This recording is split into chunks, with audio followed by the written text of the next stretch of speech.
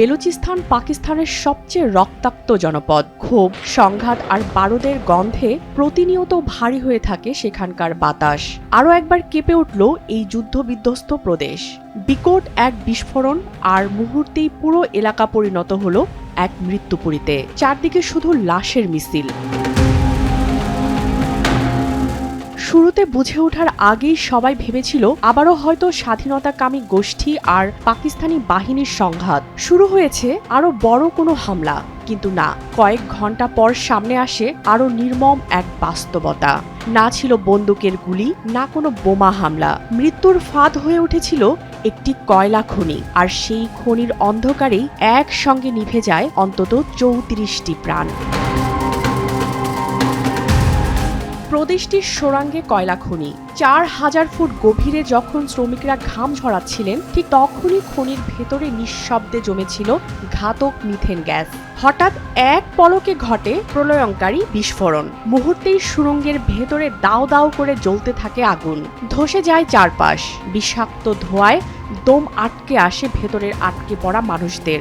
২ দিন ধরে চলে উদ্ধার অভিযান। একে একে বের করে আনা হয় ৩৪টি নিথর দেহ। স্তব্ধ হয়ে যায় পুরো পাকিস্তান।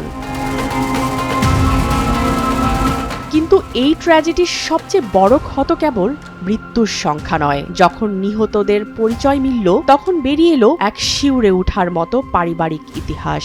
মৃতদের প্রায় সবাই খাইবার পাখতুনখোয়ার সাংলা জেলার বাসিন্দা। একই পরিবারের আপন ২ ভাই, কেউ বা চাচাতো ভাই, একসাথে চিরতরে হারিয়ে গেছেন অন্ধকার কূপে।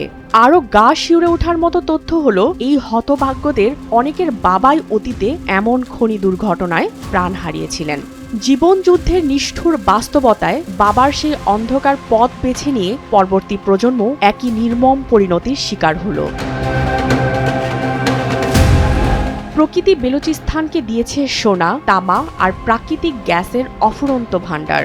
অথচ এই প্রদেশটি পাকিস্তানের সবচেয়ে দরিদ্র ও বৈষম্যের শিকার অঞ্চল। পেটের দায়ে জেনে শুনেই এই শ্রমিকরা প্রতিদিন প্রবেশ করেন এক একটি জীবন্ত কবরে।